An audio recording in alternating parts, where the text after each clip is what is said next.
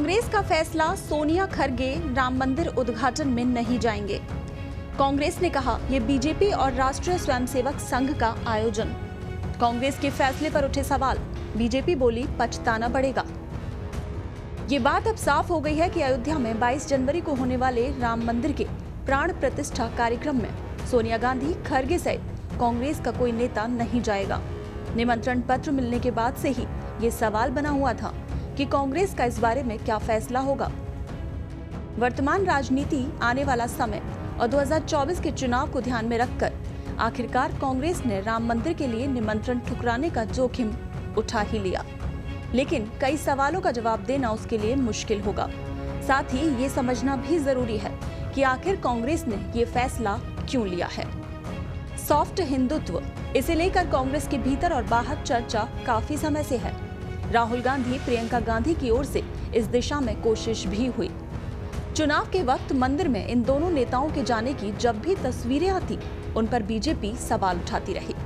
अभी हाल ही में बीते विधानसभा चुनाव में भी कमलनाथ से लेकर भूपेश बघेल तक सॉफ्ट हिंदुत्व की राह पर चले, लेकिन मतदाताओं ने बुरी तरह से ठुकरा दिया। एक ओर कांग्रेस के साथी दल बिहार में बाबा बागेश्वर के कार्यक्रम का विरोध कर रहे थे, तो दूसरी ओर मध्य प्रदेश में कमलनाथ बागेश्वर धाम की शरण में पहुंचे। मध्य प्रदेश चुनाव से कुछ महीने पहले ही सॉफ्ट हिंदुत्व की राह पर पूर्व सीएम कमलनाथ काफी तेजी के साथ आगे बढ़े। उसके बाद कथावाचकों ने काफी कथाएं भी करी। इन कथाओं में भीड़ तो नजर आई, लेकिन कोई वोट नहीं मिल सका। छत्तीसगढ़, जो कि प्रभु श्री राम का ननिहाल है, उन्होंने अपने वनवास काल के समय छत्तीसगढ़ में भी बिताया था।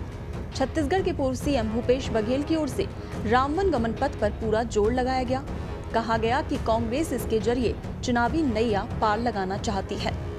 रामवन गमन पथ और राम का ननिहाल जैसे कोर हिंदुत्व मुद्दों का भी राजनीतिक फायदा कांग्रेस को चुनाव में नहीं मिला।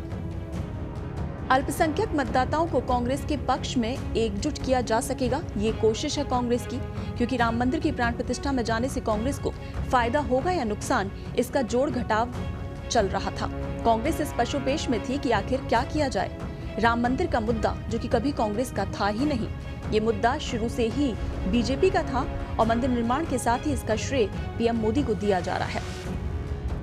कांग्रेस में केरल की सहयोगी आईयूएमएल ने कांग्रेस के समारोह में जाने का विरोध किया था, तो वहीं पार्टी के नेताओं की ओर से बयान सामने आया कि मंदिर राजनीतिक मंच नहीं है और अयोध्या के कार्यक्रम को बीजेपी ने राजनीतिक आयोजन बना दिया है और एक राजनीतिक आयोजन में न जाने से हिंदू विरोधी नहीं बन जाएंगे।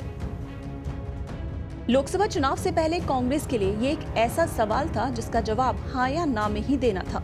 कई बार नेता कई मामलों में डिप्लोमेटिक जवाब देते हैं, हालांकि बीच वाला कोई रास्ता नहीं था। या तो पार्टी को ये कहना था कि उसके नेता इस कार्यक्रम में जा रहे हैं, या ये कहना था कि नहीं जा रहे हैं। और आखिरकार कांग्रेस ने फैसला किया। नकली और असली हिंदुत्व वाले नैरेटिव का कांग्रेस के पास जवाब नहीं था, लेकिन कांग्रेस का ये फैसला राम मंदिर उद्घाटन कार्यक्रम पर इंडिया गठबंधन की सहयोगी टीएमसी के स्टैंड के अगले ही दिन आया है। तो कांग्रेस ने आखिरकार 3 बड़ी वजह बताते हुए इस कार्यक्रम में नहीं जाने का फैसला कर लिया। और कांग्रेस का जैसे ही फैसला सामने आया, उसके बाद बीजेपी ने उस पर हमला बोलना शुरू कर दिया। कांग्रेस की ओर से ये सवाल उठाया गया कि बीजेपी राम मंदिर का फायदा उठाना चाहती है और अब बीजेपी के नेता ये पूछ रहे हैं कि कांग्रेस मंदिर ना जाकर कौन सा फायदा उठाना चाहती है। बीजेपी नेताओं के जैसे बयान सामने आ रहे हैं, उससे एक बात क्लियर है कि चुनावों में भी बीजेपी कांग्रेस को राम विरोधी और हिंदू विरोधी के तौर पर प्रचारित करेगी और इसका जवाब कांग्रेस को देना मुश्किल होगा। गठबंधन के साथी पहले से ही सनातन के खिलाफ विवादित बयान दे चुके हैं, जिन पर बीजेपी सफाई मांगना जारी रखेगी।